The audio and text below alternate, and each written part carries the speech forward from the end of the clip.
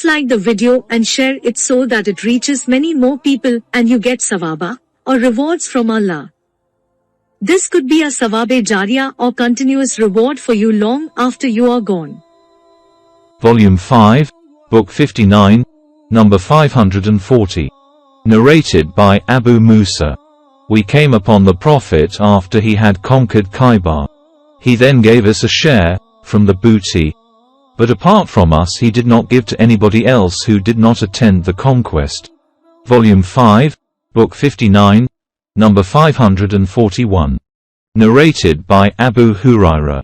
When we conquered Khaybar, we gained neither gold nor silver as booty, but we gained cows, camels, goods and gardens. Then we departed with Allah's apostle to the valley of Al-Qira, and at that time Allah's apostle had a slave called Midam who had been presented to him by one of Banu ad-Dibab. While the slave was dismounting the saddle of Allah's apostle, an arrow the thrower of which was unknown, came and hit him. The people said, "Congratulations to him for the martyrdom." Allah's apostle said, "No, by him in whose hand my soul is, the sheet of cloth, which he had taken, illegally, on the day of Khaybar from the booty before the distribution of the booty, has become a flame of fire burning him." On hearing that, a man brought 1 or 2 leather straps of shoes to the Prophet and said, "These are things I took, illegally." On that Allah's apostle said, "This is a strap, or these are 2 straps of fire." Volume 5, Book 59, number 542. Narrated by Umar bin al-Khattab.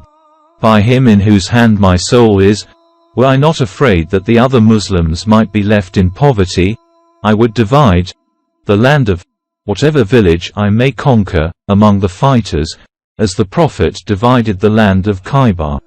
But I prefer to leave it as a source of a common treasury for them to distribute it revenue amongst themselves. Volume 5, Book 59, number 543. Narrated by Umar. But for the other Muslims, i.e. coming generations, I would divide the land of whatever villages the Muslims might conquer among the fighters, as the Prophet divided the land of Khaybar.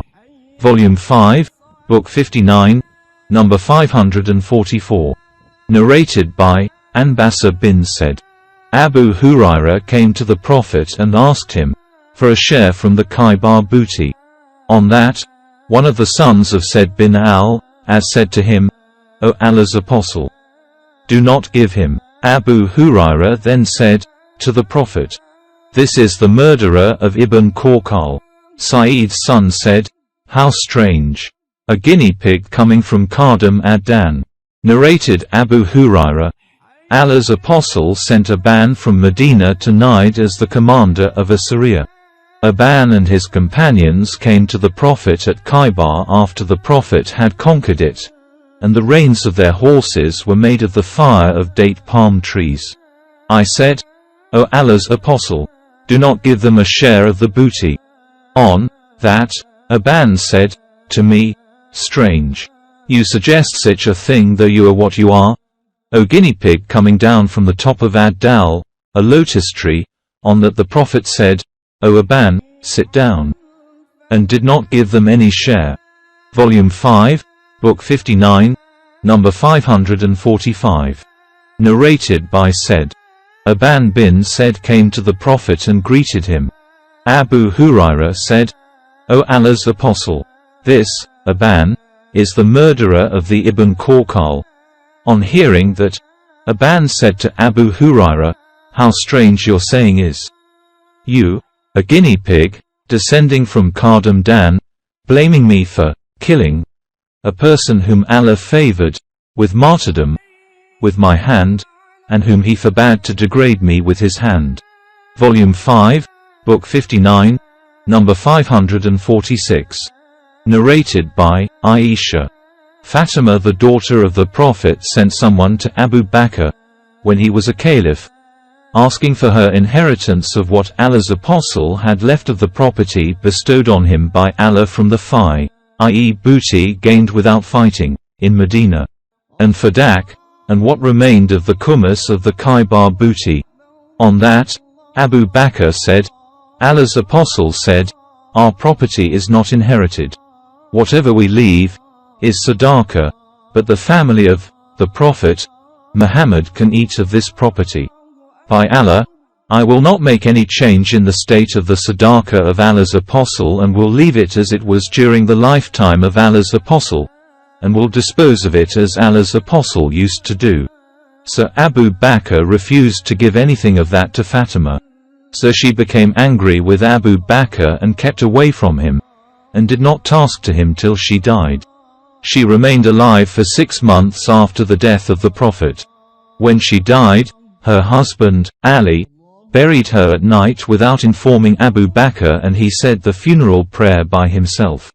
When Fatima was alive, the people used to respect Ali much, but after her death, Ali noticed a change in the people's attitude towards him. So Ali sought reconciliation with Abu Bakr and gave him an oath of allegiance. Ali had not given the oath of allegiance during those months, i.e. the period between the Prophet's death and Fatima's death. Ali sent someone to Abu Bakr saying, "Come to us, but let nobody come with you," as he disliked that Umar should come. Umar said to Abu Bakr, "No, by Allah, you shall not enter upon him alone." Abu Bakr said, "What do you think they will do to me?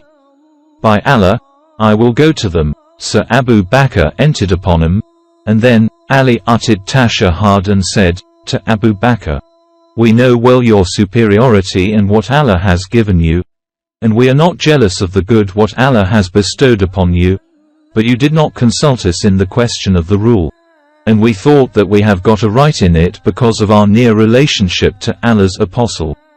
Thereupon Abu Bakr's eyes flowed with tears. And when Abu Bakr spoke, he said, "By him in whose hand my soul is, to keep good relations with the relatives of Allah's apostle is dearer to me than to keep good relations with my own relatives.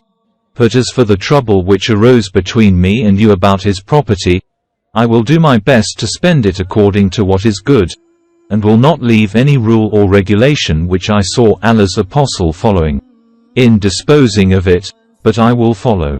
On that, Ali said to Abu Bakr, "I promise to give you the oath of allegiance in this afternoon."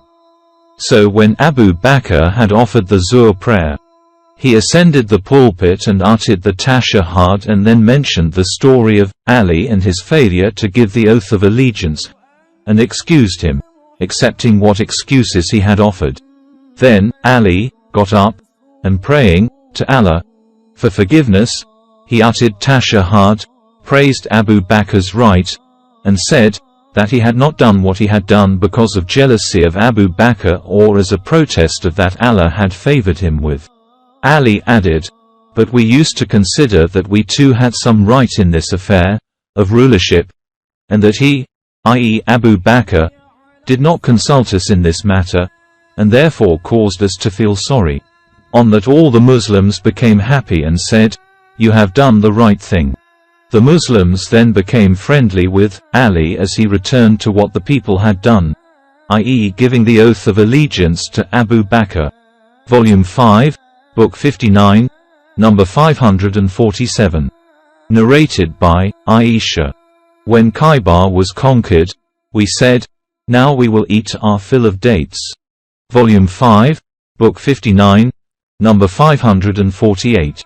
Narrated by Ibn Umar. We did not eat our fill except after we had conquered Khaybar.